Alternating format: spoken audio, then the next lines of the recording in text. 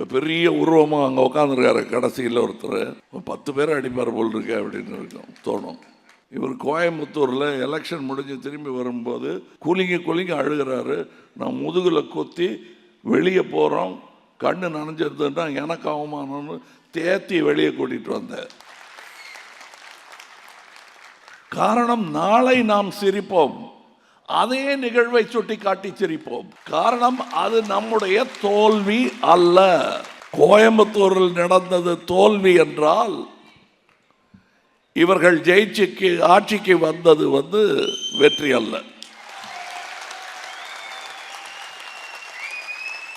இப்ப புரிஞ்சிருக்கோன்னு நினைக்கிறேன்.